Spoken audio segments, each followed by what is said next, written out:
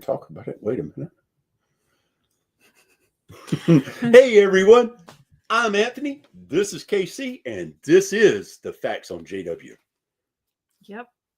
We decided last minute to go ahead and do a quick little live stream. It was a last minute decision. Yep. So we probably not expecting anybody, but we just, because we didn't send out any kind of notification. It was just a last minute decision. And the topic for today, if you want to tell Sure. The topic is today, why are Jehovah's Witnesses having such a mass exodus? Mm-hmm. And the reason why is because the internet, the age of technology, is crushing them. People that are studying the Bible with them or studying their version of it are just doing a quick Google search and finding some really interesting things. They can tell it's a false religion, they're a false prophet. They can tell their CSA cases. They can see all of their misrepresentations. Hey, Jay. Hey. I know it was. People are waking up. That is true. That's true, man. And so why do you think people are waking up like very just like last minute, like literally like a year ago? The changes, all of the changes. This is the thing though with the changes. Mm-hmm. The changes in some regard will help them because the hardcore members are going to stay and they're going to be there for. Oh, even your wife says that she saw some things on the internet. Oh, wow. Yeah. So do tell. What has she said? Of course, there's the StreamYard. What is it? What do you call that thing? The link to go live. Link. But right now we're talking. So yeah. Anyways, so if your wife saw some things on the internet, why is it that doesn't make her question? Like, or get her curiosity going, like, why are they making all these changes? Yep. And also, like, if you're a Jehovah's Witness and you just happen to stumble across something, maybe you're just doing a little research and on YouTube, and you're just like, oh, let me just see. Let me go find this Watchtower article. Maybe you didn't go on jw.org, and lo and behold, you would come across a YouTube channel that's XJW stuff. So that seems like that or a website. Yeah, or a website like JW Facts or avoidjw.org or watchtowerlives.com. There's all kinds of websites. Or multiple Christian sites that talk about Jehovah's Witnesses nowadays that never did before. What does he say? She saw Let's wife died on the internet. Yeah, well, he mentioned that in the annual meeting. So I think that might have been where she saw that. I can't wake anyone up. Oh, gotcha. Yeah. Well, you know what? The internet is doing it for you, man. The internet is definitely waking people up. And there's so much information, they can't hide from it anymore. So they figure, hey, let's just make a bunch of changes. Let's double down on what we have to say to keep people from researching things on the internet. And let's keep the hardcore members in. Oh, okay. She saw it on YouTube, not at the annual meeting. Okay. Interesting. So that would make me think that she may have come across some XJW content. Yeah. Well, it could have been. There's also some pro JW sites on there now, which is really weird. Oh, yeah. That's even though the governing body says no, do not do it. Mm-hmm. Yeah. Because there is a website, or no, a YouTube channel that I came across on YouTube, and it is Pro JW. Mostly, it's nothing really big. It's just like they examine the Watchtower articles. It's extremely boring. But it's almost like they're renegade witnesses, though. If you watch it, they're studying the Watchtower and they're doing it. Mm-hmm. But it's a little different. I noticed it. It's like maybe they're tired of all the different changes and started their own thing. Yeah, I was trying to find that the channel name. But you know, somebody that left. You take this for instance. Somebody like your sister. She's been out for 8 years, 9 years. Mm-hmm. And she wouldn't even recognize it today if she went back. And she still believes in some of that core belief. But Yeah. if she went back, she'd never believe it. She couldn't, it wouldn't even be recognizable to her. That's the amount of changes that they're doing. Yeah, exactly. Yeah. So I suppose ultimately the problem is with their constant changes with Watchtower Doctrine and the exposure online is what can get people to start questioning their beliefs. And also, before it was always a hype of the end is coming, the end is coming, Yep. Armageddon will be here soon. And being on YouTube is easier than DTD, he says here. Oh, now I can see it. Yeah, for some reason I'm having a good visual day. You got your glasses in case you need them. Yeah, but I can read that. Yeah. So it's the end is coming, the end is coming, but then it didn't come. 1914 generation was supposed to die. Door to door. Uh-huh. Oh yeah, yeah. It is definitely easier. Yeah. But the end was supposed to happen by now. Well, the problem was and then didn't, so it's a little discouraging. And then even the Watchtower November mentions that the older ones might need to realize that they will not live to see the end. Well, another problem with them going with YouTube instead of door to door, though, is it's so easy to find the truth out about the Jehovah's Witnesses on YouTube. It would just be a click for them just to go to another channel and see what the truth really is. And you would have witnesses waking up all over the place if they decided that. That's why they try to keep them on their channel. Mm-hmm. But, with all these major changes, the only people left, and if you go to the Kingdom Halls all across the U.S. and see pictures of them, we get to see a lot of stuff. We posted stuff. There's just a shell of the amount of members that used to be there. They're no longer many people left in the religion, or cult.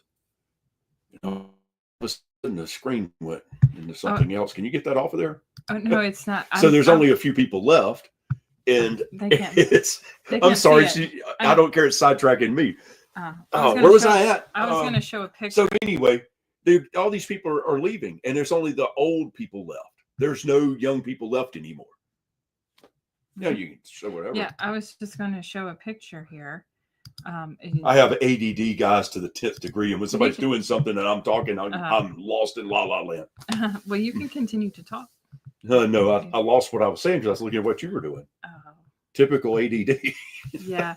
So I was going to see if I could find this picture of, which we've shown before, of us going to the Kingdom Hall and just taking a picture of the attendance. Well, I'll also show a picture of, why don't we start with the Assembly Hall, and just so you can see about how many people are there.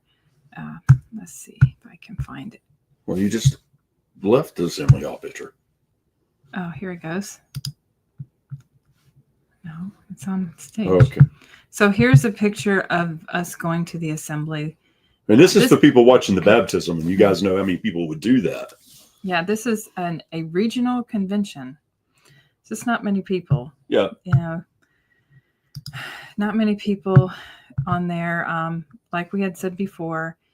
And in the Kingdom Hall, show the picture of that. Yeah, there was only 9 people baptized in this particular one. Now, I know that was broken up into several different ones, but think about it. If each one has only got 1,600 people, it's still not that many.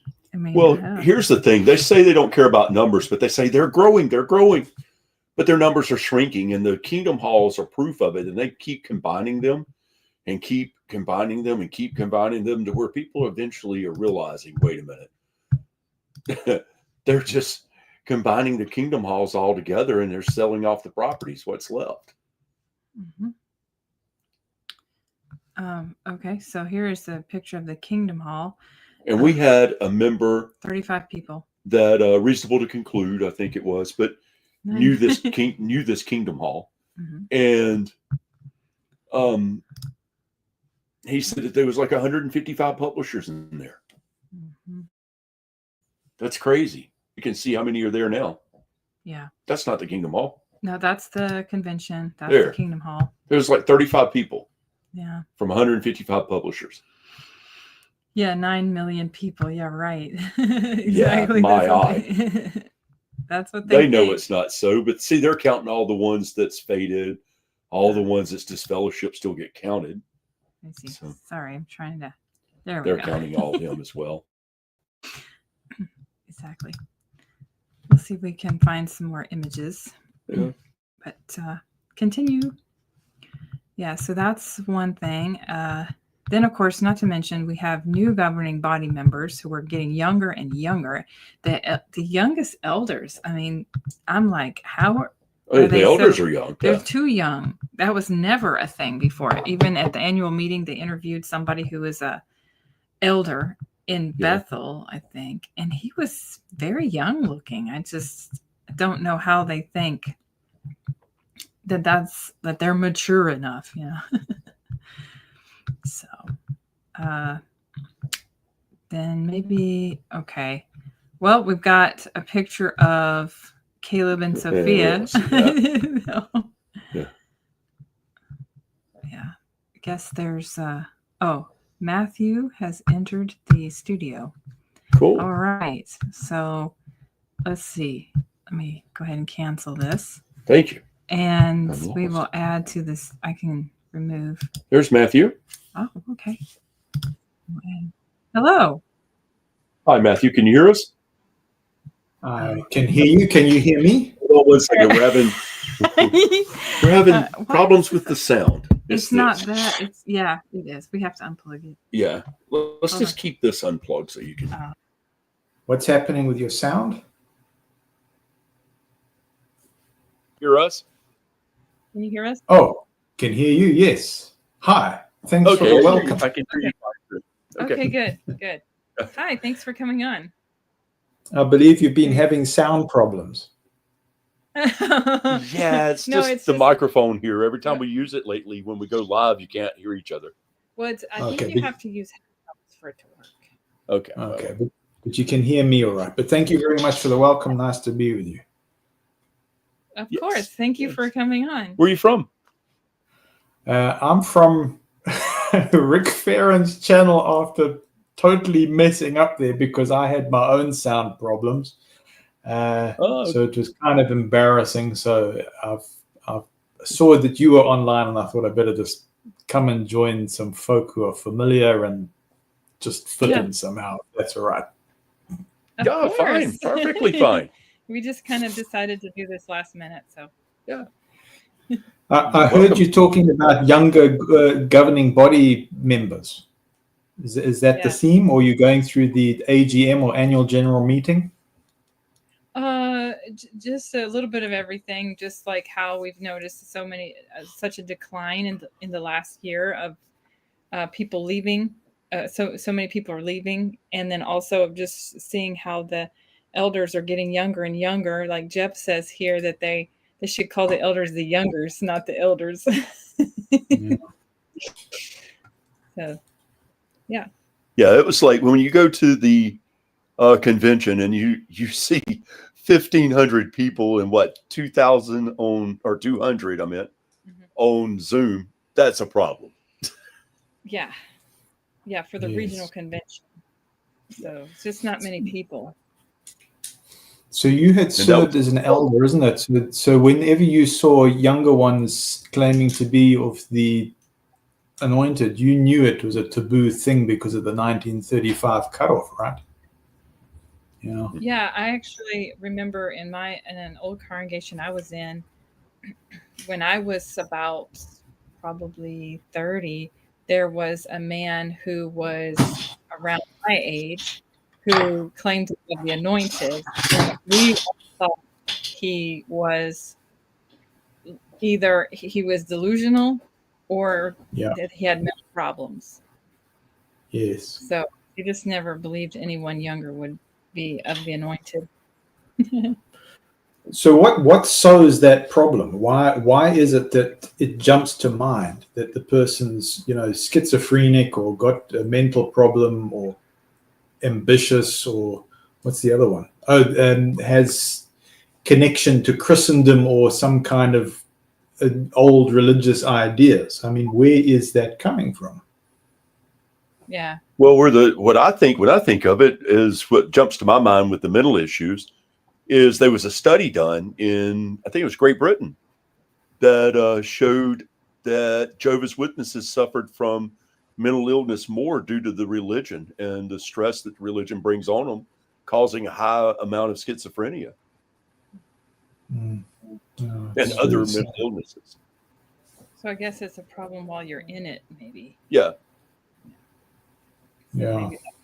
And also just like, you just believe something so wholeheartedly, I think, too. And can't get past that. Like any cult, they all do it. I mean, you can take a look at them and see that that's one of the byproducts of being in a cult. Oh, Gerard said, my brother's stepson is in his 40s and takes the emblems and is a normal family man. His mother-in-law also takes the emblems. What do you think, Matthew? Yeah, I think that, you see, I was assigned Africa or parts of Southern Africa. Uh-huh. And I remember the one Gilead instructor saying to me, in his observation, he says, how many indigenous African people claim to be of the anointed and were overlooked or marginalized or put aside? And I think he was taking a risk telling me that, because I know if you had said that out in the open, it was going to be a taboo thing. It was going to stir things up and create quite a lot of unhappiness. And I think in a way, Samuel Hurd was supposed to fill a gap that many in Africa were feeling was glaringly obvious, that they were not represented among the 144,000. It was just kind of like, excuse me for saying this, a whites only club. Yeah, that's actually correct. With the amount of Hispanics that are represented in the Jehovah's Witness congregations and the amount of people who are Black that are represented in there, to have just one man in the governing body of color, that's kind of weird. The governing body calls the apostates mentally diseased. Yeah. Right. Right. But there are only so many so-called anointed left. But they also call people who are claiming to be of the anointed mentally diseased, basically, because they think that they have mental problems. Yes. Did you ever have an elders meeting where the circuit overseer sowed into the body of elders the idea that maybe a ministerial servant who was up and coming, who was professing to be of the anointed class, did he ever ask awkward questions of the body, something like, what's his mental disposition like? Did you ever come across something like that? He was never. I was never an actually baptized member. I studied. Okay. Her. She was actually members. We got together, and she didn't want to be with someone who was not a Jehovah's Witness and wanted me to study. Okay. And I studied. The whole story is I studied for a year and a half till she got reinstated because she was disfellowshipped. Okay. And when she got reinstated, then I had to figure out a way to tell her that this was a false religion. So I was really stuck trying to explain it to her because I had done a lot of research. But in the beginning, I thought it was just another religious group. I had no clue. And so I studied. And then the very first thing that really caught my ear was when they wanted me to read in their book, I forget the name of it now, but what does the Bible teach us or something? Yeah. And then it changed to what does the Bible really teach or something like that. But yeah. And they wanted me to regurgitate the answers that was in the book and not give my own answers. And then I said, wait a minute, something's wrong here because you're wanting to go ahead and condition me to your religion where I just regurgitate your material. And I was like, this is a problem.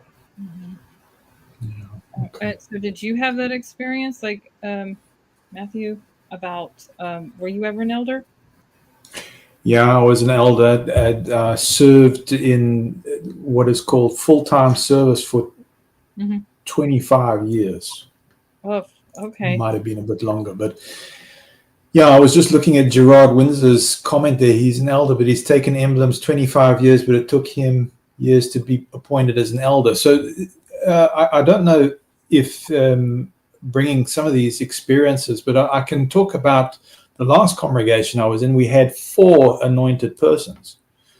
And what I noticed going from congregation to congregation is with persons in that category, that the mental health problems were increasing, or that's not fair, actually. That's not a fair comment.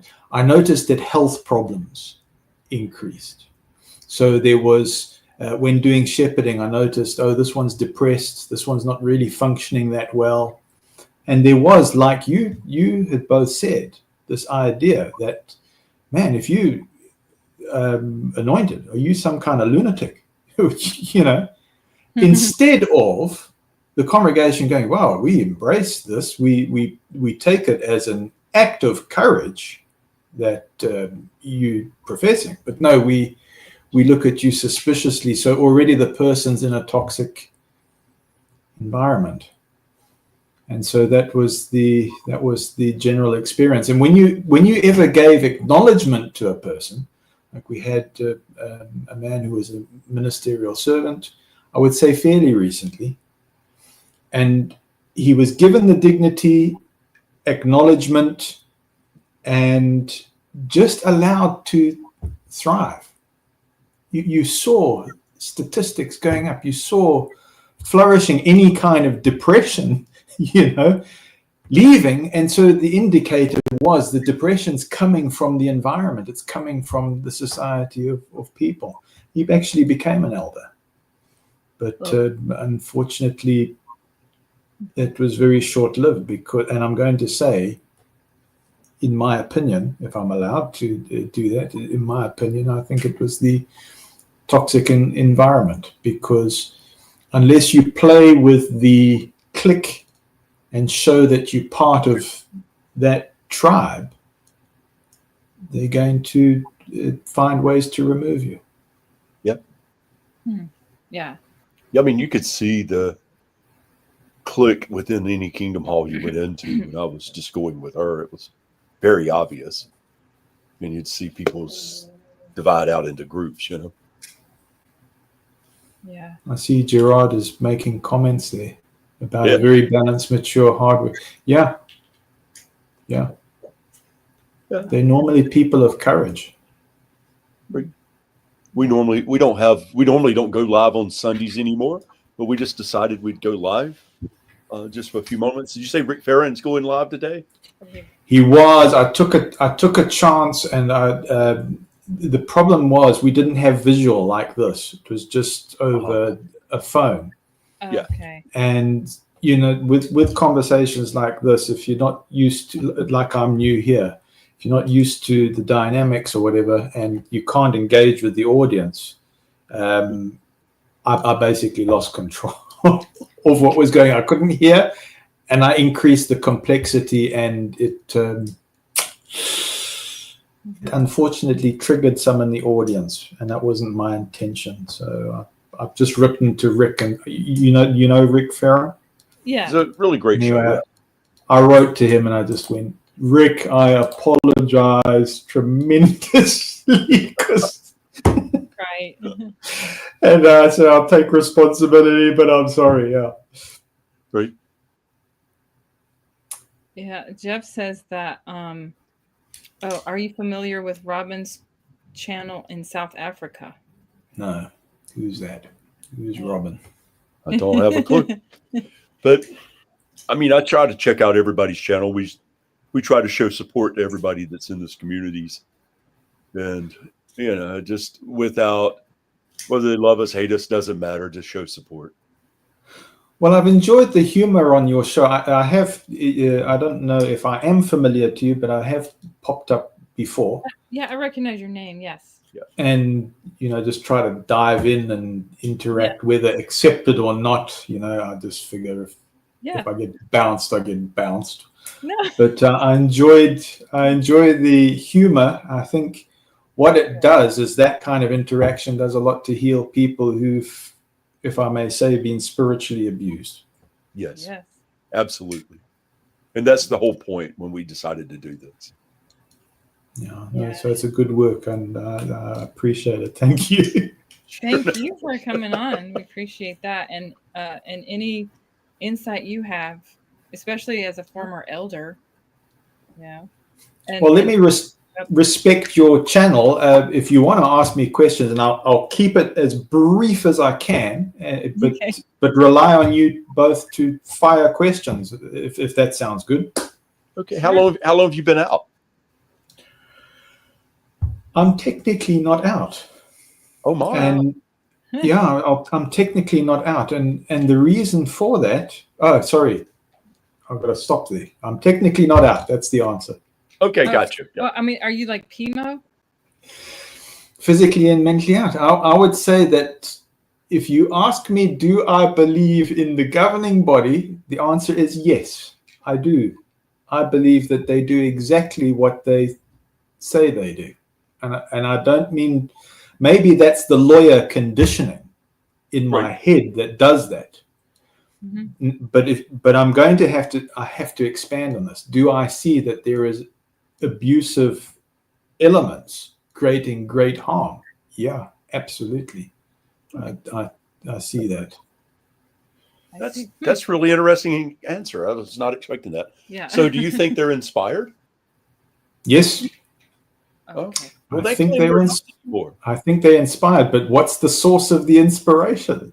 Right. You know, if it's So look, I know with my own family, answering like that can be very frustrating because they're going, Matt, for goodness sake.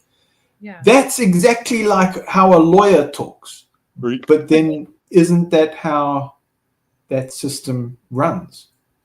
So to me, I go, the normal way of functioning with persons or trying to reach out to just make friends with people becomes almost like next to impossible unless you've been in that environment, because you're so conditioned to these kind of evasive answers or mental gymnastics. Right. Interesting. It's like, so you think they're inspired, but they claim to not be inspired anymore. So that's kind of interesting. That's why I was wondering what you thought. So ask me that question. Do I think that so I agree with that too. Yeah. If you're inspired and you're not fallible, then anything you say means. Yeah. But there was, when you felt like a lawyer, it was Jehovah's Witnesses were founded by a lawyer. So. Yes, Rutherford. So there's the thing. So even with my answers there, and you're going, Matt, that's so frustrating. Just give us a clear answer. Imagining an audience that takes exception. Right. You'll see that when things come to like litigation in a court case, that's exactly what happens. When the narrative suits, we're inspired. Absolutely. When it doesn't, then we go there. So it's now embracing all points in between. Yeah. And your congregants who quote and say, well, let's rely on that particular information, they're always in the gulag. They're always in the wrong, because it depends on the truth of the day. And what does that do for mental health? Because you don't have an anchor point where you're able to say, okay, well, I can pull from that information. That's truth, that's solid, and I can feel secure and safe in that. Mm-hmm. Hey, Jenny. Hi, Jenny. Yeah.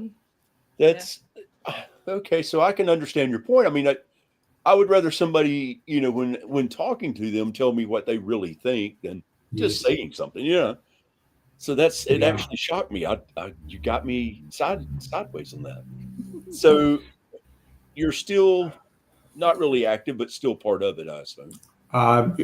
Here's the incredible thing. Today is the 5th. So on the 6th, I am expected to put in a report. Okay. And I will, but that report is going to be connected to police. Gotcha. Yeah, it's going to be connected because this is the situation that has been raised by an authority structure that even feels that they are so emboldened, they can go above doctrine or their own governing body, learning the same tricks from perhaps others that have trained them. So I don't know if I can give you an example of how that happened this year. In July, you've got a CLM. I did this on the show before. Okay. It was a CLM, and it encouraged corporal punishment, which might be all right in some jurisdictions of America or some states. But when you apply it to the rest of the world, it's illegal in some countries. So what does that teaching do? Without further clarification, it creates a possible line of liability where a congregant who's taught obey, obey, obey follows through on that advice, and guess what? It now creates a police case because they've acted upon the information feeling that that's God's direction, and I'm being told to obey my elder. And then they follow through on that, and now there's a case, and then the police say, well, why did you do this? And they say, because this is what we teach as Jehovah's Witnesses. Right. And then they call those ones in, and then they say, we don't know this person. When they committed a crime, they disassociated themselves. They're not part of the congregation. So it's a very clever mechanism to cut the liability. That's true. But, you got cases like Pennsylvania in America. And with that, there was proof they were still active members, and they were still, most of them were elders, which is really funny. And acting in the position of elder. Yeah. But they also had the actual papers showing that they were guilty of what they were charged. And now what that actually does is the same thing it did to the Catholic Church, that leaves the governing body liable. Yes. And Pennsylvania is going to go after them. Yeah, just because of our policies. Yeah. So that's where. And they went after, Pennsylvania's the ones that went after the Catholic Church and cost them $5 billion. Yeah. That's a lot of money. That is. Unfortunately, Jehovah's Witnesses have that kind of money. They got it. Where does the estimated 15 billion idea come from? Because I don't know if you were familiar with the 2025 Still Alive assembly from 6 screens. Yes, yeah. They had a like a little convention for ex-Jehovah's Witnesses. Yeah. That was this summer. Okay, I didn't see it. Okay. So what was interesting there was the organizers connected to doctors and mental health practitioners and things like this, which opened up the way for others who may have felt, oh man, I'm joining something I shouldn't, an XJW, or I'm joining apostate or something like this. But as soon as it was tied into licensed practitioners, your AI connected people of similar personalities or interests and said, oh, by the way, you're going to find out a lot of information here, and it's regulated by licensed practitioners who've got on board for the interest of trying to help survivors and persons who've been badly hurt or ejected from the system because they were considered a liability. Mm-hmm. Yeah. Well, and so they were. Sorry about that. Yeah. No, go ahead. Yeah, so they were discussing something like 15 billion in assets being controlled in Ireland. And that may be the case. They may have, because if you take a look, like the Mormon Church is worth over 500 billion. Yeah. And that's known. I mean, they don't hide theirs. But, when you got 500 billion with a group of people that have 20-something million members, and their education level is extremely high, that makes sense. Jehovah's Witnesses are a much smaller group with a much less education level. So 15 billion is probably pushing to the limit. Am I correct that your motive is to essentially heal people through like an open chat and just being present for people? Is that your mission? Yeah, that, and also not just that, but to also educate people, to show them who Jehovah's Witnesses truly are, through all of the research, through their own literature. No, here's the actual literature. Here's the proof. There's no made up stories or any of that. It's just, here it is. You can read it for yourself. And so to educate people and to actually try to help people heal through the live chats. Yes. Oh, there's an interesting thought from Happy Thoughts. Nice to see them. Yeah. Yep. Yeah. He said that the research. Yeah, go ahead. Sorry, I'm butting in. That's very rude. Matt, I saw you on live. I decided to. Yeah, sorry, Melissa. That was a disaster. I couldn't hear what was going on. Yeah, so I'm very sorry about that. Anyway, Happy Thoughts. He said that the research department would question the reliability into some of the quote splain made. Well, that's interesting. I wasn't invited to AGM this year. Surprise. Well, the things that really got me, is like when I started looking at the governing body and where it actually come from. Noor basically created that in '76 when he was the president. He didn't want to no longer be the only one, so he created a governing body, and which was always people with him, but he was the head. Now they have a governing body as the head, and to try to free up liability from them, actually, if you start looking at the reasons behind it, because there was some things going on in '76 that was a fallout from '75, some legal issues. So it's kind of interesting when you start reading where this governing body come from and how they ended up taking over power, throughout. Well, reading Watchtowers, and now they become God's spokespeople on earth is the governing body. Yeah, I was just looking at Happy Thoughts again. I'm trying to look at the chat that comes in, but what happened with David Splain? What's the connection? Because I missed that one. I must have missed that one too. I know the one with Winder. He said that Kim and Mikey had brought up an interesting point about Jackson, that Jackson said regarding Splain's talk. Oh, okay. That I don't know. I'm not. I'll have to go watch Kim and Mikey and see what it was. Mm-hmm. Very interesting. So yeah. Because I am not sure. Yeah. I definitely will, because Kim does really good stuff. Mikey does some really good stuff. They're good at putting stuff out there. Yeah, they're usually good at like showing like the latest documents, especially the CSA problems. Oh my, yeah, they're really. She's done her. Yeah. Oh, okay. So Gerard said Jackson was joking. Okay, so maybe it wasn't real. Well, who knows? It probably was real, and you know how sometimes they'll jab each other with a laugh. Well, maybe he was joking, but real. Because that's like, who would have thought Tony Morris would not be a governing body member? And if anybody believed, it was Tony Morris. Mm-hmm. Well, I used to sit next to Tony Morris. Oh, that's cool. Well.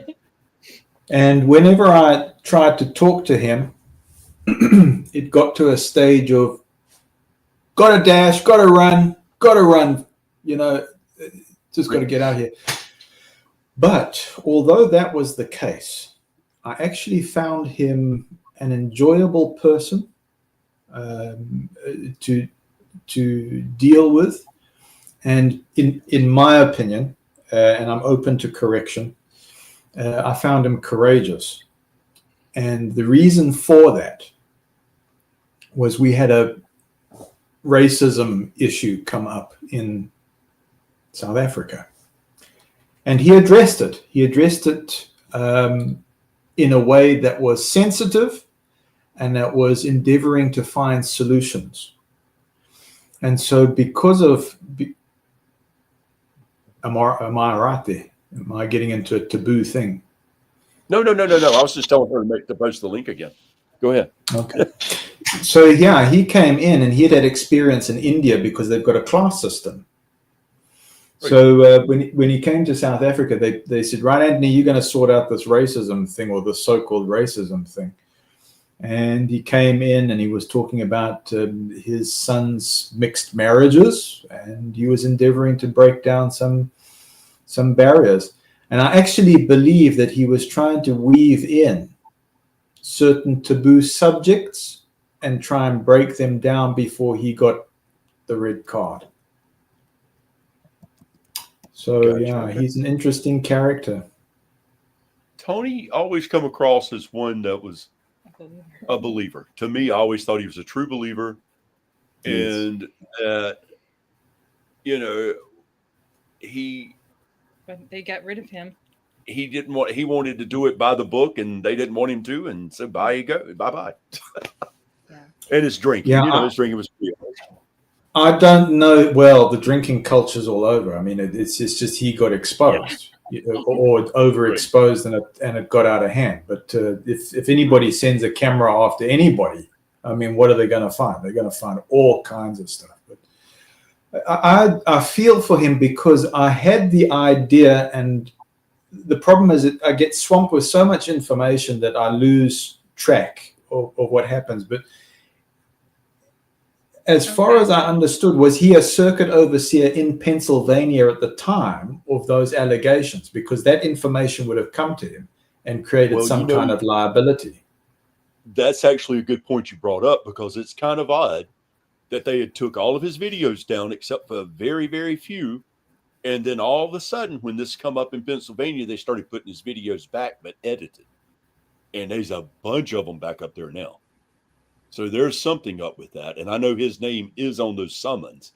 They haven't been subpoenas yet. There are summons, which means he don't really have to appear if he don't want to. But if you don't, what comes next is a subpoena. So, okay. It's a process. It's similar to English law, what we have here. But, it's with a slight variation. Because that's an atrocity what happened. But look, it's giving, and whether I'm right or wrong, I believe it's giving a tip of the iceberg of how you can have a bunch of good people, and you have a profane element that's standing right behind or getting into power positions that's controlling narrative. And that happened to me. It happened to me 25 years ago. Well, we've had the opportunity to talk to a few people that's been in the know within several congregations or over that particular several congregations. And they said there's about, 6 to 7 or 5 to 7? I'm not sure. Predators in every congregation. Oh, yeah, that's right. Yeah. Minimum. In the U.S. anyway. Minimum. That they had been over, which was really shocking when we heard that. It was like, wow. And they said almost every congregation.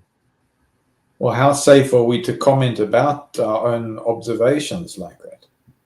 I mean, fairly safe coming from this source, but yeah, this source has been to everywhere with the information. Well, I just think about our own congregations, and I think about it. But my instructor was saying to me, Matt, by the way, I've got to tell you about what you can expect to have happen as you travel through Africa. He says it's in the culture. It's in the culture. You're going to find this is rife going on. And sure as anything, in the one territory just on our doorstep, they're churning out. It's essentially run by gangsters and cartels.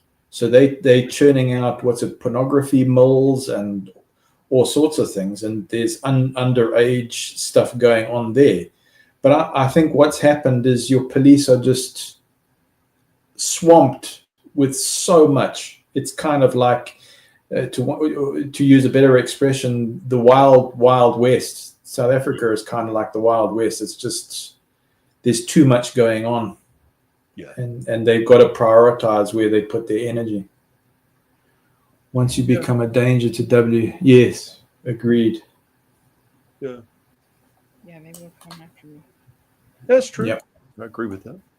So as an elder, how long was you an elder? almost 25 years. I was coming up for retirement. Oh my. Okay. I was, yeah. Are you When I still say retire, hey? No. Are you still an elder? Well, it's ambiguous because they didn't follow proper due process, but it was happening while they were connected to police. So people witnessed the conversations. And I was not going to be isolated. I refused to be isolated. I just said, right, because you have avoided this, not now, you've avoided this for at least 3 years of trying, respectfully, and you've put people in danger in horrendous ways, just with this one thing. You've had a chance and you're not cooperating. But you see, I had receipted I had receipted the information, so I knew who was dealing with it at the branch. Yeah. And so when they found out about that, it made it even worse. But I was going, well, that's completely within the guidelines of Jehovah's Witnesses, because if you don't listen, you've got to bring in additional witnesses. I said, this is exactly the policies that we teach as Jehovah's Witnesses. If there's something where you have violated the superior authorities, well, you've taken a stand against God's minister, against Jehovah himself. So who's going to deal with that? And if you've got a bunch of elders that have all committed the same thing, it's a conflict of interest that you're going to try and rectify the matter. You can't. You've actually disassociated yourself when you've committed the crime. Right. You can't lead the investigation. You have to have a third party intervention. So I checked with the branch and I said, well, in this situation, what happens? They said, no, they'll cut you off to force you into a litigation process because they recognize the superior authorities as God's minister. You have to do it that way. Okay. Yeah, it's like, see, there's paperwork where they actually file them, Jehovah's Witnesses. That what is this? I mean, you speak Spanish? Oh, it's in Spanish? Yeah. Just don't say anybody's names. Oh, okay. So what is this about? Yeah, Just what tell is me this about? What is this paper about? That's what I want to know. What is this exactly Oh, about? Without saying anybody's name. Open it up. You want to see the names. I was trying to hide the names. It's a legal document.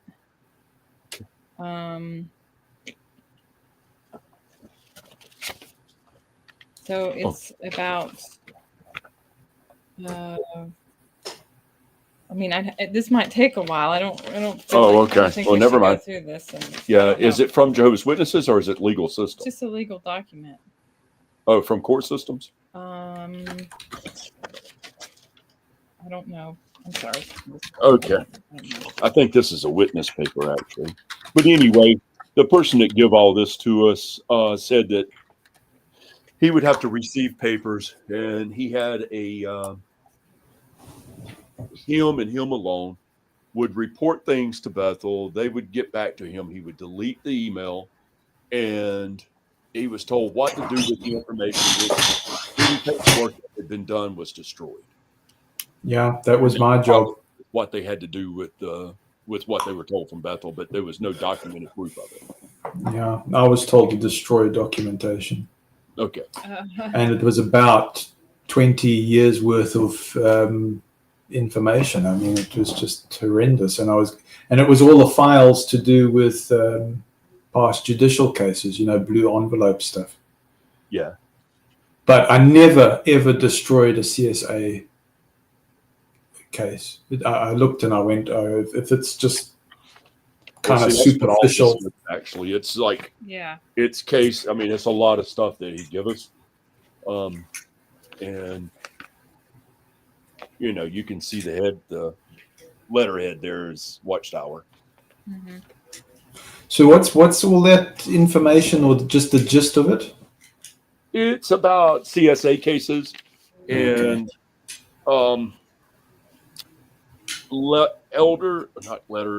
elders to this person and his title on how to deal with elders and what to do with such paperwork.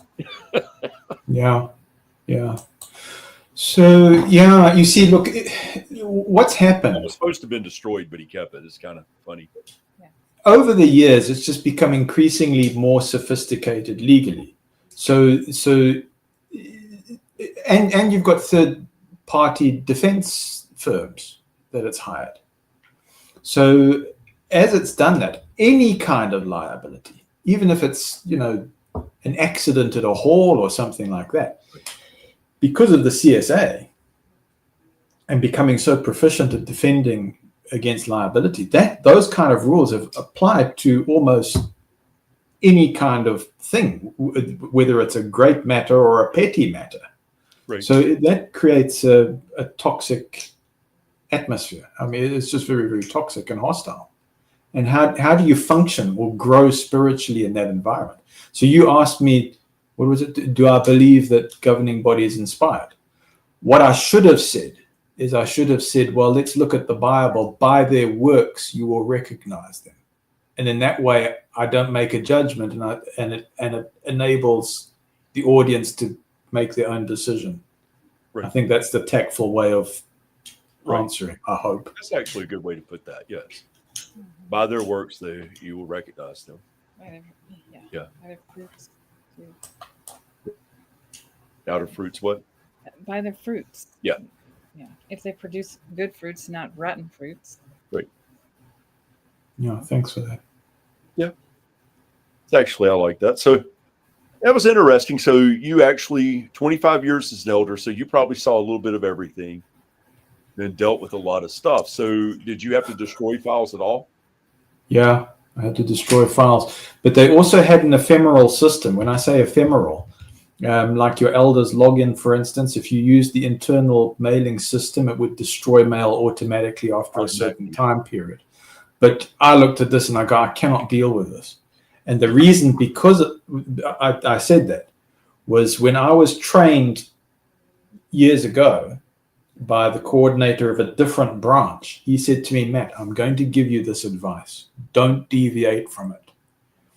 Make sure that if you can't record everything, that you transcribe everything. He says, you must do this. I am giving you this advice right now. Don't get into that habit and get proficient with it, because this is what is going to help you to contribute well. And I believe he was a very good man. Right. And he was functioning very, very well, and he was replaced by one who was more a company man, if that makes sense. It does. There's good people there. I met very good Jehovah's Witnesses. So I'm not trying to say that they're full of just bad people. There are very good people in there. But unfortunately, they are very bad people in there as well. Yeah, and then what also occurs is, because I was able to assist on writing, so somebody mentioned David Splane. I spent time with him when there was the crossover generation. At that time, he was talking about tribe of Benjamin and tribe of Joseph. That was how it was. And then, of course, it grew to the crossover generation story. But I spent time with him. He was looking after writing department, research, and then who replaced him? Franz Schradel replaced him in research. Okay. But I got to spend good time with him. I have great memories of that. I have really great memories. But I also have difficult memories of my little contribution in writing department as a consultant, because it was always testing you. I remember getting pummeled with the 607. Matt, we've got a crisis of conscience. What do you think about 607 and this information and that information? And it gave me a tremendous insight, because they actually taught me about thesis, antithesis for synthesis. I learned that in writing department. But if you apply it, they tell you, look, if you don't stay within this confine, you will not get that printed. It'll never go through to the publishing arm. Never, ever. That's a taboo thing. And you're going to be on record. So it would create the fear that you overstepping. Jeremiah 17:5. I don't know that scripture. I have to go look it up. Yeah. Well, that's the thing. Like 607 for the Jehovah's Witnesses. It's a core belief that's the foundation for their belief system. That's where it comes from. But, it wasn't always the core belief. That was created from Rutherford. Russell had nothing to do with that, but yet they credit Russell for it. It's hilarious. So, but 607, the only people that go for that time frame are Jehovah's Witnesses. Yeah, because it's a Jewish history. So if you go ask a Jew, Yeah, I've asked rabbis. He's asked several Jewish people and rabbis over the years. When did the Jews? When was Jerusalem destroyed by the Babylonians? And they will tell you it was like 587 or something like that. They say 587 because here's the way they look at it. The temple was destroyed in 587. The walls were pulled down. And they stopped being a nation. They were in captivity when the temple was destroyed. When did they become a nation again? When the temple was rebuilt, not before. So they considered themselves to still be in slavery because they didn't have a temple to worship God. Because without the temple, they're not a nation. So when the temple was rebuilt in 516, which or 517, whatever time they decide it is, it was 516 technically but that was the 70 years.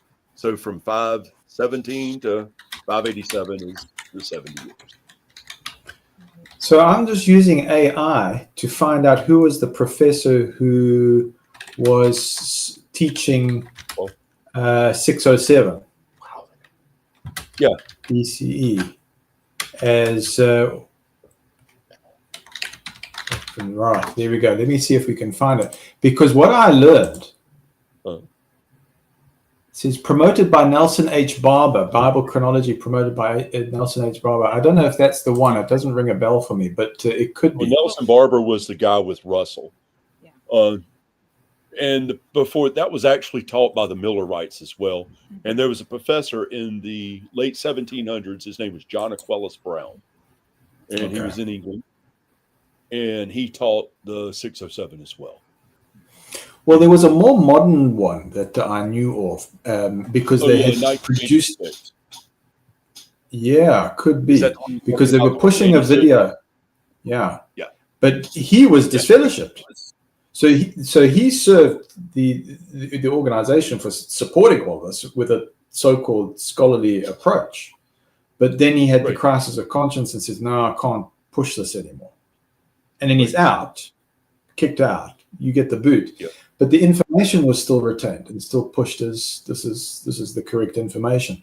And they were quoting Russell's first Watchtower. They were saying even the devil can make a truth. Right, that's true. But if you look at the most recent information found, Duke University was doing a archaeological dig in Jerusalem, and they confirmed the year is 586. And you can Google that and see it was just last year. So, through artifacts found. Right. So it's just Jehovah's Witnesses got the date wrong. I guess they were following the Millerites, and they were wrong about the date. Well, the Millerite movement's where it come from because Jonas Wendell was a Millerite. Nelson H. Barber was a Millerite. Yeah, but the Millerites were wrong on their dates. George Storrs was a Millerite. Good gracious, who else was there? There was another. They were big into numerology back then too. George Stetson. Yeah. George Stetson was a big time Millerite, and Russell performed his funeral services. And Russell also said in his magazine that if they ever fell away from worshiping the cross, then they'd be an apostate. Worshiping the cross or following the cross. Yeah, you don't worship the cross, right? But following the cross as a symbol for Christ. Yeah. Okay. Oh, Russell 6. So right, but so we just know what.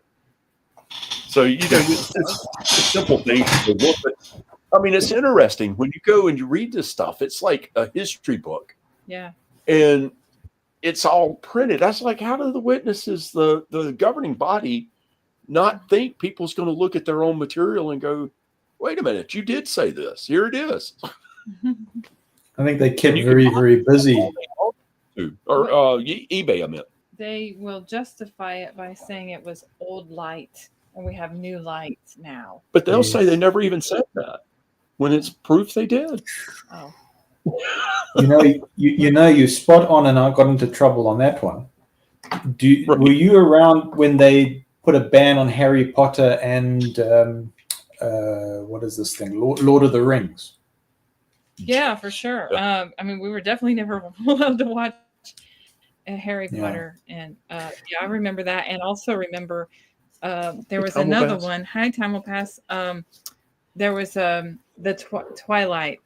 That was another thing we weren't allowed to watch. Oh, was it Twilight as well? I know there were 3 of them, but I only remember Harry Potter and the what am I talking about? Lord of the Rings, eh? Yeah. Yeah. And it was a letter. There was a letter read out to the congregation. So like in announcements, they read this thing out. We want to let you know this is a no-go area. Mm-hmm. But because they committed themselves, who's a Jenny Parfum, the Twilight Zone. Yeah. Twilight Saga. Yeah. Remember that one? I guess. That's pretty accurate, actually. You're not allowed to see it, but you can live it. Right. I actually mentioned that yesterday. I was like, I feel like when you go to the meetings, it's like you kind of go in this Twilight Zone. Like you kind of zone out a little bit so that it's like a way of dealing with it. Yeah. Well, what do they call it? Deep relaxation akin to hypnosis, eh? Yeah. It's like you're being kind of like a hypnosis because, well, that's kind of what brainwashing is in a way, right? You're being told what to see, think, say, and do. Yep. So you kind of go in the zone. So anybody where we offer, because this is why I say I was living in Gaga then. So I remember again promoting the instruction. Don't my best naps are at the meetings. Yeah. Deep sleep. It's true. Well, and the branch committee too. I mean, I'd go around give talks, and the guys were out like a light, and the justification is shame they work hard, Right. on the golf course. You'll see guys in the meeting falling asleep. Such a struggle. Well, thanks, Tim, for lightening the tone. That's right. Gets a bit intense at times, yeah. Well, That's funny. Let's see. Jeff? There's Jeff back. Yeah. Can't trust your own perspective. Yeah, see, we normally do our thing on Saturdays, and we have a lot more people. But hey, this is pretty good for Sunday. Well, we didn't give out a notification either. We just came on here randomly. But you got some nice chirps coming in the chats here. So that's nice. You probably recognize some of these names if you're over on Rick Farron's. Oh, right. Yeah. Recognize a few. Everybody's channel, We do. A lot of times, though, I just watch Rick's. I never comment, but she'll say hey and stuff to people. Like I watch Kim and Mikey quite often, but I never comment, Or if it's a live stream. Or Bethany and Jonathan Ledger. Oh, 2 days in a row. Oh, yeah. Yep. 2 days in a row. We're getting wild. Yeah, we have done that before. The 2 day in a row thing. We were doing the Sundays, and then we took a poll to see when everybody wanted to do it. Then they were choosing a Saturday was the best day that everyone was choosing. So we were like, well, I guess we'll do Saturday. Then maybe we'll throw in a Sunday too. I remember a Watchtower article about being I can't read the rest of it. About bringing speakers. Bringing speakers can be an opportunity to become a skillful listener. Yeah, skillful listener. Now that's good. That's one thing that I will give the Jehovah's Witnesses, they teach people how to talk to people. Mm-hmm. They're very good at that. Yeah. What is it? Yeah. When did it really spin out of control? Because there was a time that, like the 15-minute instruction talk, it was your baby to go and do the research and present it. I mean, instead of having a very confined outline or set of instructions, right? Yeah. When did this thing get out of control? That's true. About 2000. Okay. So I would say that particular time, that was when the charter changed, and it was almost like you had a replacement theology. And then you had another replacement theology in I must be careful. Around about 2013, when they had the international conventions and said, everybody, we're going to do the word has skipped my mind, but it's like a rededication, that they would read out, this is what we're determined to do, and everybody says "I" in the convention. Yeah. So that was a rededication of the entire world congregation, is in 2013, because your rule book changed, and your rule book is your 2013 revised edition of the New World Translation. And then, like in 2018 or 2019, there was another big change too that people were grumbly about as well. Which it was what? Where things started changing. They got that other elder, or was it 2020? The new elders book come out, and they was making changes They're again. Constantly updating things. Yeah. Mystic Player, cool name. Hey, so welcome to the channel, Mystic Player. So Mystic believes that Jehovah's Witnesses are Masonic cult. Yes, I have heard that. They do have their roots in that. Yeah, because of Russell. Right, and then Rutherford too, I believe. Oh yeah. Lots of similarities. Russell's Rutherford, a lawyer out of Missouri, you can bet. Are a Freemason. That's the main problem. Once you join the Freemasons, you cannot leave afterward. Well, I guess that's the problem with cults in general, is once you're in, you cannot leave without some sort of punishment, right? Well, that's part of being in a cult. There's consequences for leaving, or consequences for not obeying the leadership. It's a consequence. We'll say it's like a high control group. I also can, you know what I think of it as? Freedom. Not like people, the word taboo is, a word cult is like taboo, kind of taboo. So sometimes it's better to say like high control group, or you know what I think of it as also being part of a gang, because once you're in a gang, you can't leave without consequences. So is it a negative cult or a positive cult? I think that's the thing, because you could be in a positive cult. I mean, you could apply Freemasonry principles, right, that govern it, and you could get positive results. But depending on the deeper you go in the control system, then that is where the issues come up. Are you on the light side, or are you on the dark side? Who is it? Manly P. Hall. Manly P. Hall wasn't a Freemason, but going in through the conventional methods. But he was declared a 33-degree Freemason by the Freemasons because of his knowledge. So his knowledge qualified him. So you might see the patterns. You might say, oh, well, Russell's doing the handshake and he's doing all of these things. But, oh, no, he's not. He wasn't in, official York Rite, or we can't see him on any records or anything like this. Well, what about Manly P. Hall? When Manly P. Hall applied the knowledge, they made him an honorary 33-degree Freemason. So you've got to look at the patterns. You've got to look at the behavioral patterns. If you're asking for somebody in a secret organization to give you secrets, are you going to get them? No. Well, Russell, actually, a lot of his early meetings were all in the Masonic halls. Yeah. My family is Freemason. Yeah. I think you need to, you can rent them halls, but I think you pretty much have to be a member to rent those halls. So to get as much as he was doing, because he had that one hall in Pennsylvania in, I forget the name of the place, but he was renting it every Saturday he was going. Yeah. Allegheny. But also the Scientologists. So they are a cult, Yeah. but they do have some good things in there. Like one of the good things they have is Dianetics, where mental health. Yeah, I like Dianetics. It does work, but that's But then they one turned it thing I into can something think of. harmful later. Yeah, What's I wrong? gotta go to the bathroom. Oh, okay. Yeah, call Great. Mr. Ross. Oh, Joey, Sorry. our mascot here.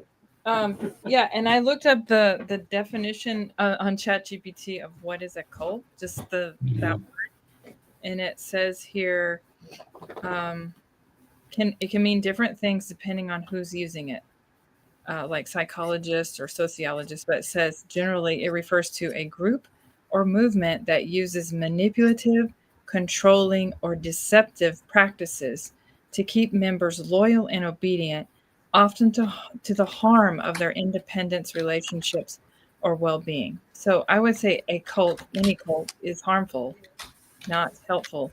And there may be some positive things that you can learn, like the mental health thing in Dianetics, for example.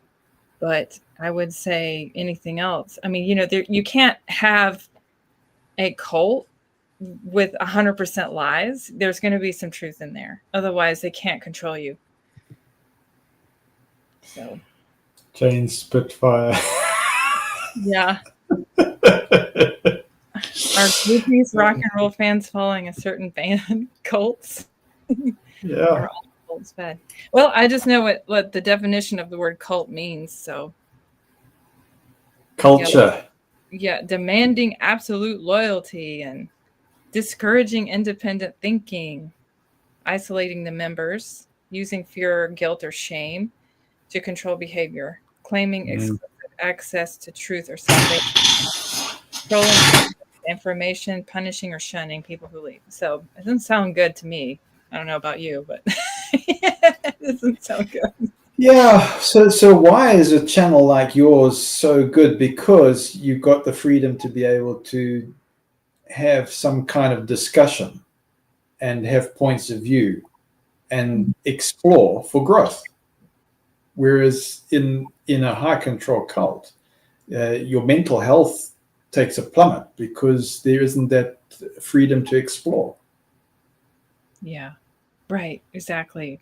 So, and that's a point of, I mean, we all have free will, right? So what's the point in having it if we're not using it properly? Although Jehovah's Witnesses will always say, use your free will wisely. Well, I mean, I agree with that. Use your free will wisely, but you're not using your free will wisely if you aren't using it at all. I like Gerard's comment there. The reasoning book said that a cult was a group that followed a person. So there's a hijacking of definite of words, hey? Mm-hmm. But it can also be a group of people, not just one. Yeah. Yeah, and then no individual thinking, right? Jenny says. Yeah. I want to know if Freemasons are all bad. I never done research on them.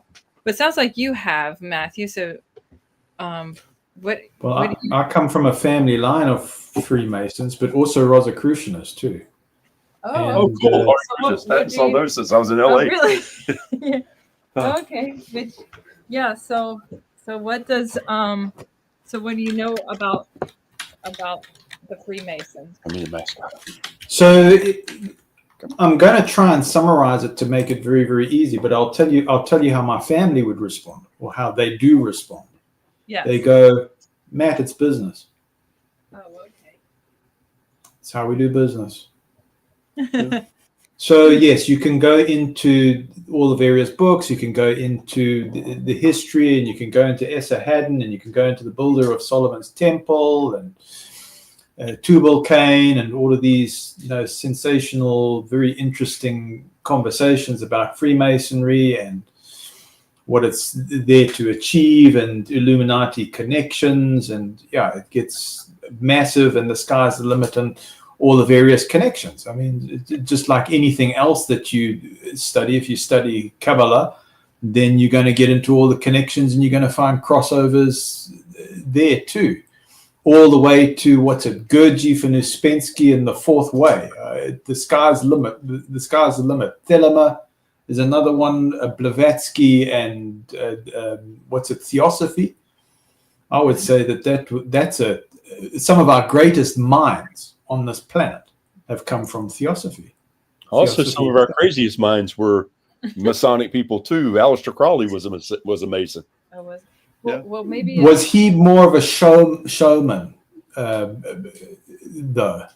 Because you've got Aleister Crowley. He comes from royal blood, so being that he was royal, odds are he held probably a very good line of Masonic rank. But he followed the Thelema. Yeah, what's the books? Oh, Cabal. He followed the Cabal magic stuff, and then he ended up creating his own thing called Thelema. Jane wants to know if you Or eat Thelema, meat. yeah. You eat meat? Are you allowed to eat Jane meat? Spitfire's on a ball. Do we eat meat? On a roll there. Oh, does Matthew eat meat? Do you eat meat? Yeah, you see, this is Is that against the rule? so. Who am I going to offend by answering this? If I don't eat meat, or if I do, or if I'm vegan? Even if you did, it's their problem. I was a bodybuilder, man. Eating meat was staple. No, but it's nothing wrong with that. I was a vegetarian for a while myself. So. Now Mike saw us on. I eat African food, Jane Spitfire, Madumbi, Mapudzi, and Bambaira. How about that? It'll give you something to think about. Yeah. So I didn't know if is that Freemasons, are they allowed to eat meat? Yeah, they. So look, I'm going to give you a psychologist friend's answer about the eating meat story, because, and I'm not promoting one religion above another. Okay, I'm just going to give information about this thing. But your ancient spiritual sciences was about raising of chrism. So if you ate meat, or if in a Jewish side you ate crayfish or anything that could be considered shreif, pork, all of this kind of stuff, right. It was like a poisoning of your system. Yeah. But it was more than just, dietary requirements. It was also alignment with, your Mazzaroth, your zodiac and things like that. So it was alignment with that. So you regulated not just eating, you regulated your sexuality, okay? Yeah. Anything to do with raising of chrism, which was your oral tradition that was passed down to your priesthood. So you would have something like, incense burning, frankincense, myrrh, and it crosses the blood-brain barrier. Okay, so it gets rid of all the parasites and clears that. Why? Because if your religion or your spiritual practice is about raising this thing into your head, so that your pituitary and your pineal gland fire like a spark plug and create this piezoelectric current, and your imagination is now fertile ground for, I don't know, imagining space intelligences or aliens or Ezekiel's chariot. Well, that's what we want to have happen. That's going to put you in touch with supreme consciousness. So that's why this is so important. Have you eaten monkey or snake python? Jane, if there was anything that was weird and wonderful that was snuck in, I always said, give me a chili so I can swallow it. So anyway. They eat bushmeat. They eat anything. Jane, they eat rats. They call them mbeve or gonzo. Gonzo is the big rat, and beve is the small mouse. That's in Africa. They eat. It's terrible. I can't stomach that stuff. Well, I'm because the thing, a very rural place, a very, very rural place in America, and my father's half Native American, half white. So in that community, he follows more of the Native American traditions. But I ate a lot of squirrel growing up, which is like a tree rat. But I loved it. It was great eating food. Mm-hmm. It's very Jane Spitfire. Have you read the book Jared Diamond? What's it, Jared Diamond, called Guns, Germs, and Steel? No, I haven't. Oh boy. I'll put that in my notes. Okay. He's shedding over here. Yeah. So, well, this has been an interesting conversation, right, Joey? Yeah, it has. Well, we're still talking. So the thing with being, I missed out on some of that. I had to go to the bathroom and I had to take a call. But talking about the Masons, and I mean, I don't know. Some people think it's a cult, some don't. I don't know. most people think it is. You know, I mean, it's been around for a long time. A lot of the Knights Templar, wouldn't they, Masons? Yeah, were they? So you're talking about even Illuminati connections going to 1717 roundabout, eh? Am I correct? I was talking about going back to the times of the Knights and going to defend Charlemagne and those guys, and even further on into going to defend Israel from the Islamic or the Muslim invasions. Yeah, sure. But I mean, they if you talk to Freemasons, they will start talking about the master builder of the Temple of Solomon. Right, that's true. They do. And you'll go into Tubal Cain, and you'll go into S.R. Haddon.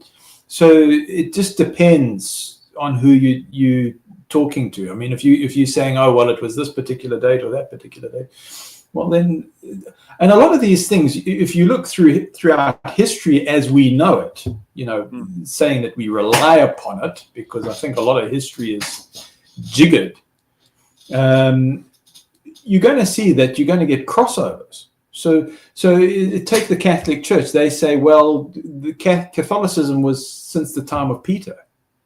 Right. You've got apostolic succession. So I don't know how to answer that question. In all honesty, I don't know. I don't know what That's to do. actually Because Yeah. But I was just curious because, you know, it's known that a lot of the old knights were part of that order. So yeah, but I mean, as soon as you go into Arthur and the Round Table, then That's you way back. analyze the name. You analyze the name Arthur. My grandfather's name is Arthur. Arthur.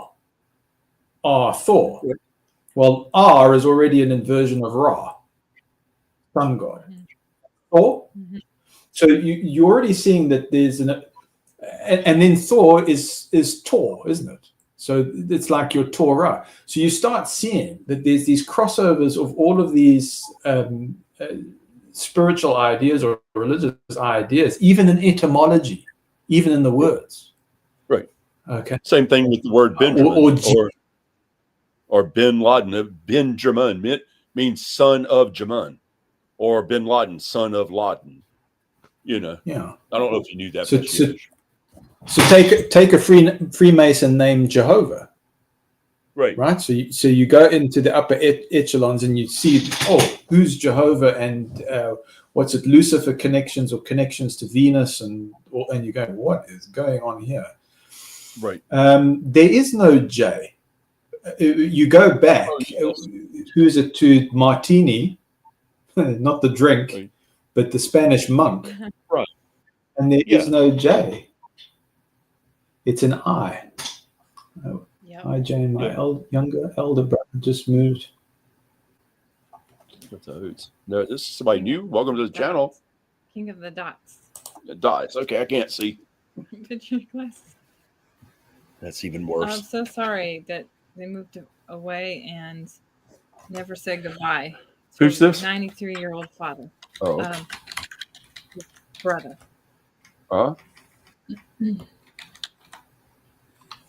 Yeah, it's weird how that happens. But so I was going to ask you another thing about elders, but man, it slipped my mind. Okay, I don't know. Because there it is. Yeah, right, I never got to be an elder, slipped so my mind. Okay. I don't know. Don't want to hear that. Because now I can read the comments. Yeah. Okay. Well, y'all have already said what this says. Happy thoughts. That sad King of Dots. Okay. So everybody, welcome King of Dots to the channel. And guys, if you could, make sure you hit the thumbs up. If you haven't subscribed, subscribe and click the notifications if you'd like. It just helps our algorithms. With that being said, back to the comments. Did anybody come up with the 1717 date of the United Grand Lodge of England and London? Did not. So that's one of the formal foundings of modern Freemasonry. But, you know, that's relying on the history books, right? Right. Now, another question. I remember what I was going to ask you. Now, is the Kingdom Halls in South Africa, are they falling away like they are in America? So I went back to take a look at the Kingdom Halls that I had a hand in building. Yeah. And so in the past 25 years, I can think of Chipinge, Chikangwe, Chiedza, Koroi. There were some previous to that. Okay, so out of those, only one remains.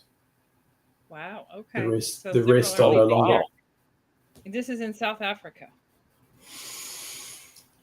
Good question. That was in Zimbabwe.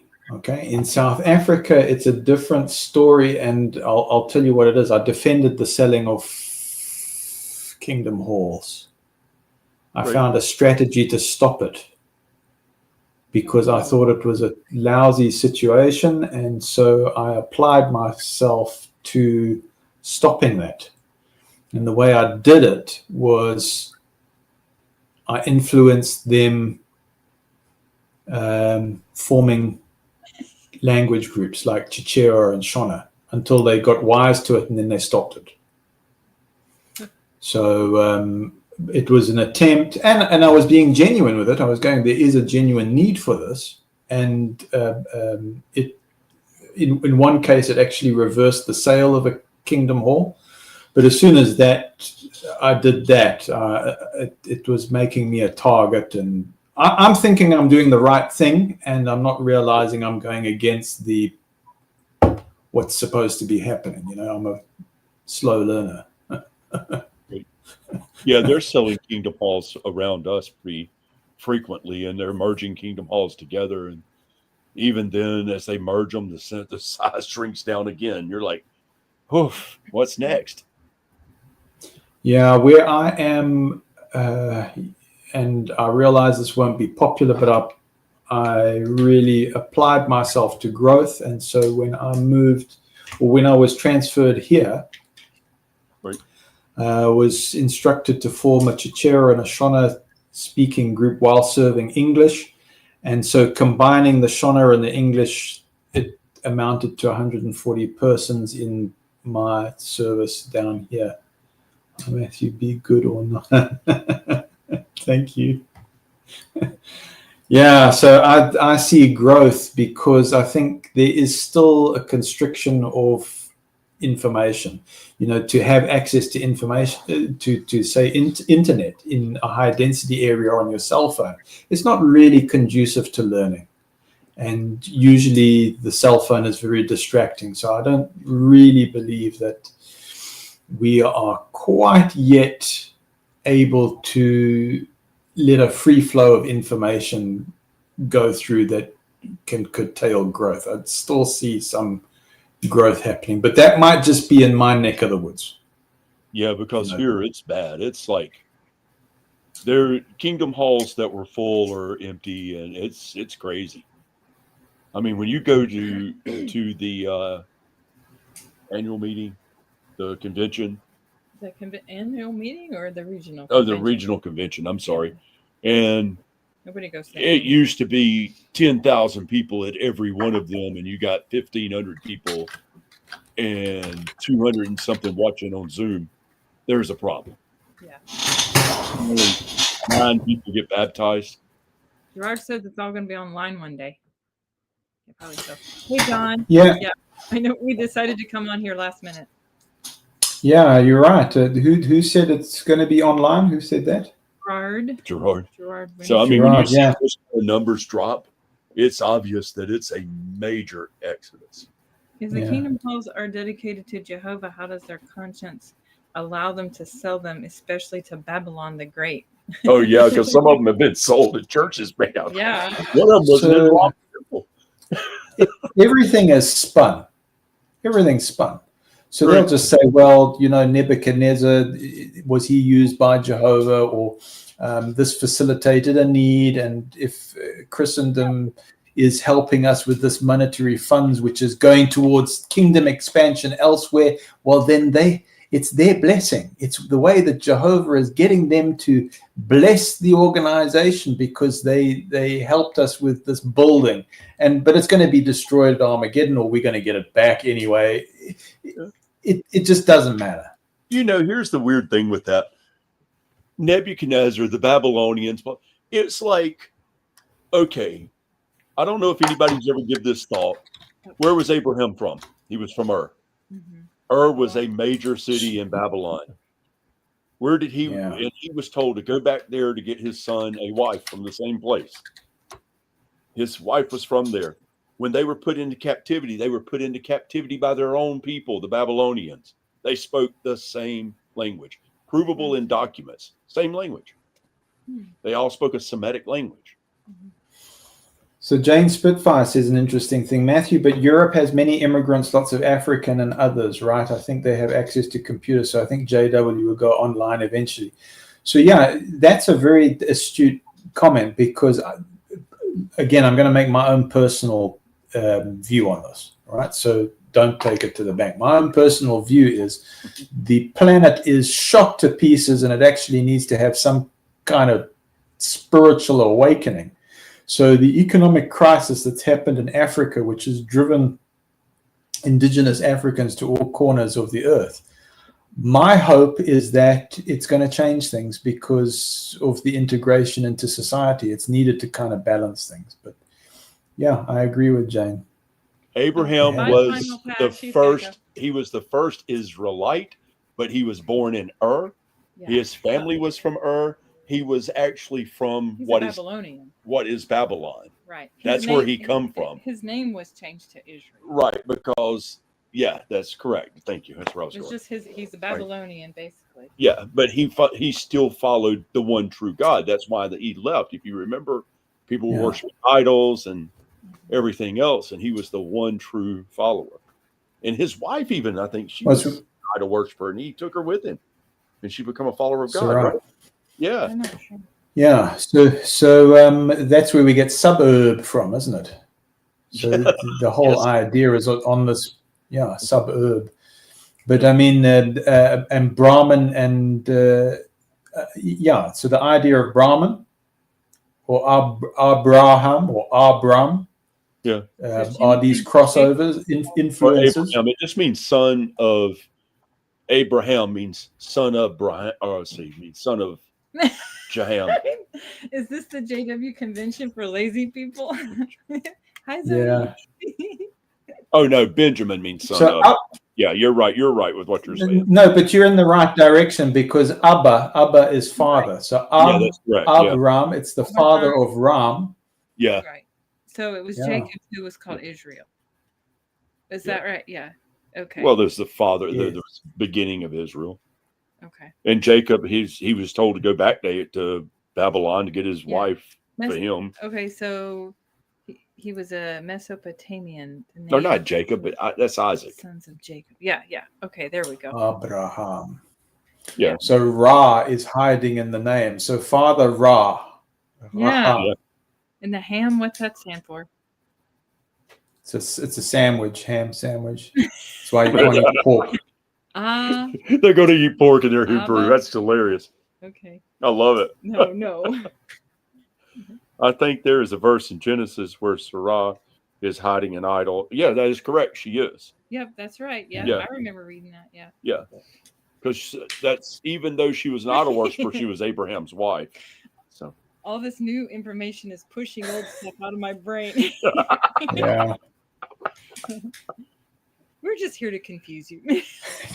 KCM. No, Jane, they do not eat pork. They do not eat right. fish. Yeah. If it doesn't have scales and it's a fish, if it don't have scales, they don't eat it. Yeah. If it doesn't walk on hoof and chew a cud, they don't eat it. They follow the Abrahamic law. Yeah. And it's really, I think it was really just because back, it was to keep clean. You would eat a clean animal. That was a joke. You don't eat unhealthy animal. Like, you don't eat animals that eat terrible things. Like, and that, I guess that was the point, right? So that they could eat animals that just ate grass, basically. Yeah. So for all these names and things like this, you can trace it to astrotheology. I mean, if you really want to go into etymology of all of these things and all the connections and how all these names work and the crossovers. Yeah. Okay, come on, share it. Where's the weenie? This is pretty Abraham was a Hebrew. Jacob was a Harry, and Stephen Lett is weird. The Holy Trinity. The Holy Trinity. I love it. Abram and Sarai. Yeah, that's probably the better correct name. Abram and Sarai. Yeah. What religion was Abraham? Yeah. Just followed God. He was just, a follower of God. Isn't that what you would say, Matthew? Just a follower of God. Yeah, or an archetype. Yeah. I mean, So do you say these are literal people or they're archetypes from society? I mean, so Abba.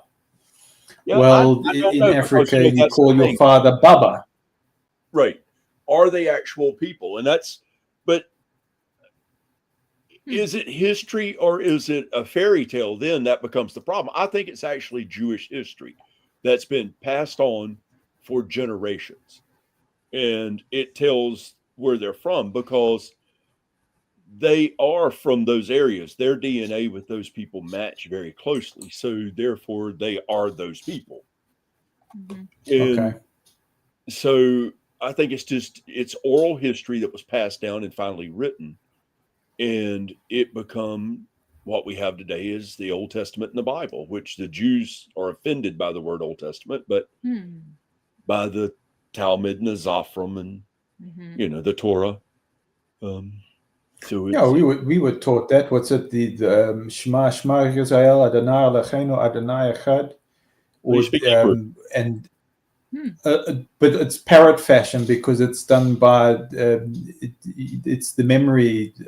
You've got Aleph Beth in the Psalms. It's all a memory exercise. So Shema Yisrael Adonai Eloheinu Adonai Echad. It's all this kind of tonal stuff, And then but then in Arabic, you've got this invert.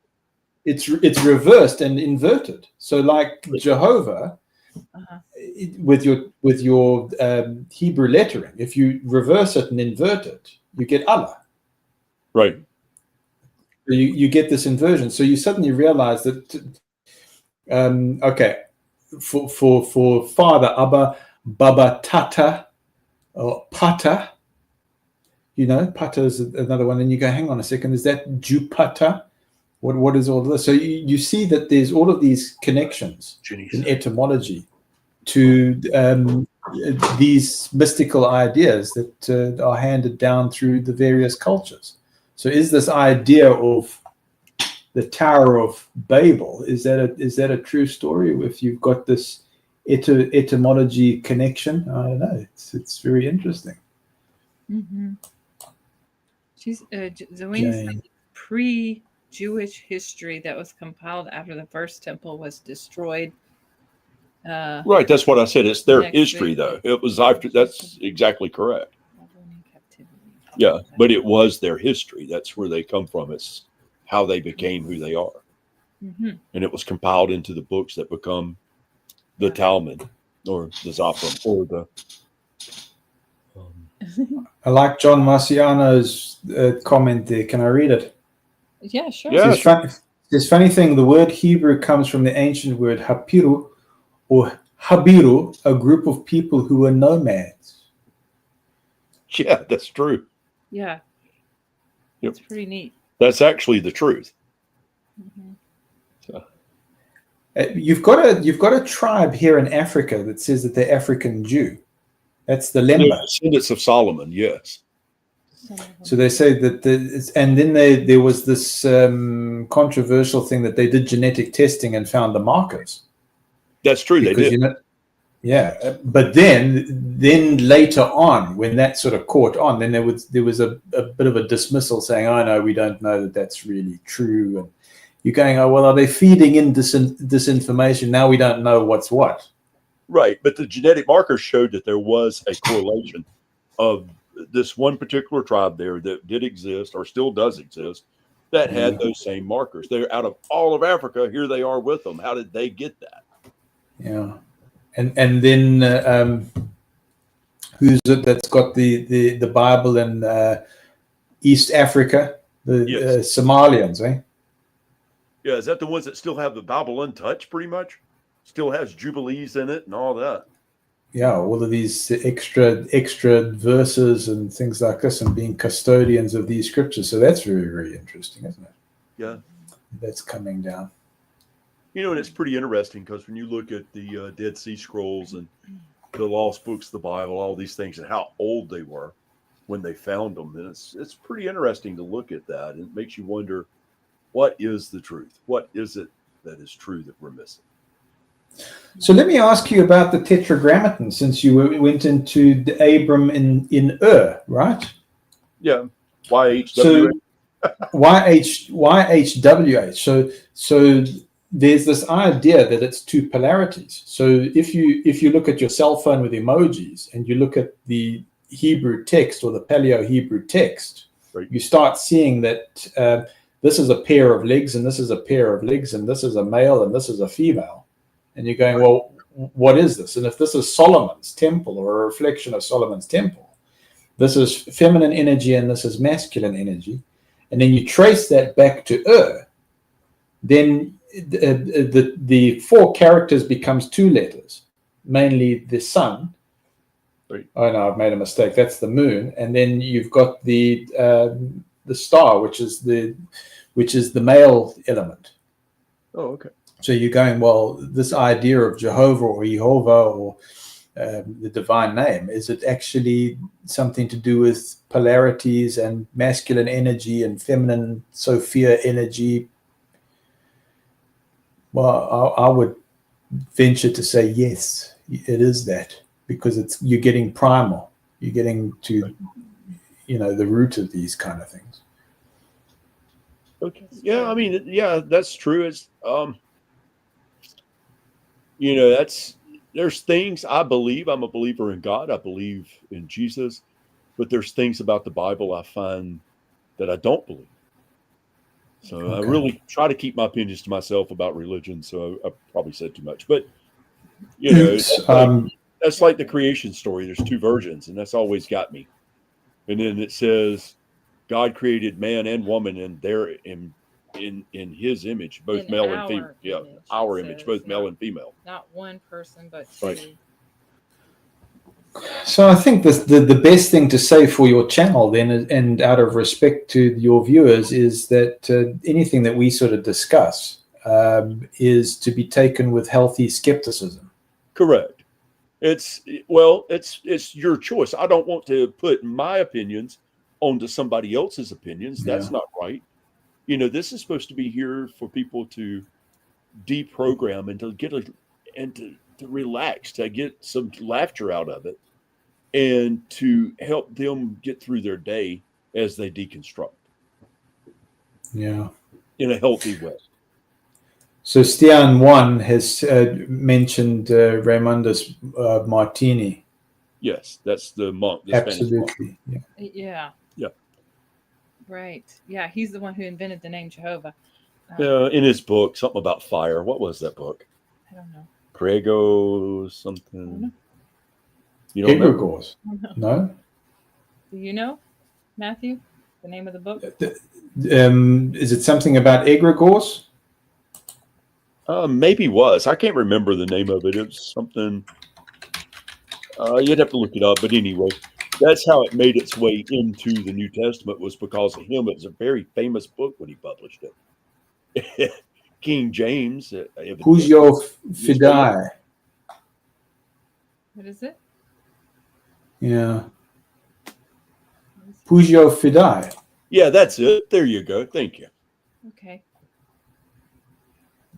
Yeah, and it's because of him the word made its way into the King James Version, and Wycliffe and all those guys used it because it was a very popular book in that era. As soon as Martin Luther went and pulled his stick, and busted the churches up, that people think, oh, well, the worst time in history is the time we're living in. I was like, man, go look at what happened after that. And all the people that followed and turned away from the church, and there was a religious rebellion, and millions of people died. But nobody wants to talk about that part of history, but it's there. You can look it up. Mm-hmm. In France alone, like Zoeni's population. Yeah. Is that Zoeni? Zoe? Oh, yes, great. Zoeni, I hope I got your name right. The Tetragrammaton was a solution to that. The Jew were not allowed to pronounce God's name. YHWH was not means Jehovah. No one knows the true meaning of the Tetragrammaton because it's a lot to history. That is correct. Mm-hmm. Every scholar throughout time have said that. So even Jews. Yeah. And Jenny Parfum Uh-huh. at Jane Spitfire, Exodus 6:3, I appeared to Abraham, to Isaac, and to Jacob as God Almighty, but by my name, the Jehovah, I did not make myself fully known to them. Yeah, but then Moses asked, who shall I say sent me? And he said, I am. Tell them I am sent you. So what does it matter what my name is? I'm Almighty. It's like, my name don't really matter. I'm the Almighty. Well, he went by I am. So does that allude to supreme consciousness then? Is that why that's caught on? I don't know. That's a good point. Because that would take you into another religious realm. I don't. Yeah. Actually, Jeffrey Jackson said about Jehovah is not God's name, but they use it because it's widely known. Yes, that's called the divine name in latter times. They had it on their library too. Yeah, but now they changed it. It's not the original one. Oh, okay. Yeah, and the one they done now looks even worse than the original one. So they should have kept it the same. Well, yeah. Okay, Happy Thought says that she doesn't think we truly understand the higher life, spirits, multiple dimensions, cosmos. It's something I look forward to learning about. Yeah. Yeah, same here. I know. I think it's like we have more questions than answers, right? But I think we will know one day. Yeah. After we die. Unfortunately, it's a hard way to find out. But you know what? All religions, if you take a look at all of them throughout history, there is only two things that really you find. There's either good or bad. And people who follow good always have a good place. People who follow bad have a bad place. And that's history. Unless Socrates get to nirvana. Sure. Yeah, which is like, well, look what they did to Socrates, but he was the one that was pushing supreme natural law or spiritual law. Yes. But I think it was, I believe it's referred to as natural law, right? Right, that's right. And yeah, they poisoned him. Yeah. Oh, that's a miserable way to go. Lots of contradictions in the Bible. Yeah, well, it depends on who's translating, isn't it? And that's one of the reasons why it would be really great if there was access to Biblica Hebraica or Leningrad Codex and things like that, and to say, well, if you're going to become a scholar of the Bible, start getting in touch with that material. If they would let people have access to the libraries at the Vatican, it would solve a lot of issues. But will they? No, because it doesn't go along with what they're teaching, I believe. Yeah, that would be really nice if we could get access to the library in the Vatican. But between you start looking at the 315? Is that correct? Yeah, 315 to 415. That's when everything got really messed up. That 100-year period right there. Mm-hmm. Yeah. Well, information is the power control. Everything was put together. The canon. Do you remember the film Sneakers with Robert Redford? I was talking about that on Rick Farron's channel before I made a complete mess. No. But, no, I have. Well, you've been a pleasure being on yours. So. Yes. Well, you've been very gracious, and you guys are a therapy, let me tell you. Yeah, positively. So the sneakers was all about information control, because they were saying, how do you put a bank out of business? You tell everybody that the bank's going out of business, right? Right. So what's the future of power? The future of power is information control. Who controls the information has got the power. So that's the thing, and that's worked throughout history. Is who dispenses that information and who controls it. So I mean, if you've got like people who can't read, and your government of the day is controlling the church and says, we'll tell you what's in the Bible, and the only way you're going to find out about it is by what we tell you, and we're going to keep you ignorant and without reading, and reading is a crime. Well, you've got a fabulous way of keeping power by perpetuating ignorance among the people. And that's what we, I suppose, are fighting against in dark cults, cults that haven't done us well for our mental health. That's the problem. Right. Yeah. That's true, because one of the worst things you can do to a person, well, there's many of them, but one of them would be to mess with their mental stability. That's unspeakable. One of my assignments at the branch was taking persons like branch committee wives, or various high-profile personalities, off to the mental health specialists. Because as an elder, I keep that confidential or keep that quiet. But yeah, that was going on. Yeah. Well, Matthew, I think we just got on here really quick to talk about the falling away. How many people's left the Kingdom Halls? It was a pleasure that you were here. We're very glad to have met you. Well, thank you very much. Anytime. And you guys are a comfort, and also the community, especially after my big embarrassment on Rick's channel. It wasn't my intention; just spun out of control. No, well, I couldn't hear properly, so I'm trying to. It's just a mess, and oh god. Anyway, it is what it You is. couldn't hear. He was here, yeah. Thank you, Jeff, and everybody on today. Jane, always a pleasure for you here. Happy Matthew, thoughts. thank you. Happy thoughts. Matthew. Zoini, very glad you're here. Haven't Jenny. saw you very much lately. Jenny. Time will pass. Jeff. Yeah, time will pass. Jay was here. Oh yeah, Jay. Stian. Oh, Stian won. Yeah. Yeah. Who else, man? I mean, what? Zoini. Oh yeah. Thank you, Matthew, for coming. Matthew, thank you. I didn't get a chance to say bye. Thank you so much. Yeah. Yeah. Thank you, Matthew. It was very helpful to have you on here. And Shaq. Oh, Shaq Composer. I hadn't saw him in a while. Yeah. I'm missing somebody. Hold on. Let's go back. I'm missing several people, so let me go back. Yeah. Oh, come on. There we go. Oh, Gerard. Yep. Let's see. Jenny Parfume, of course. We always see Jenny. She's always glad. Oh, no spring chicken. There we go. No spring chicken.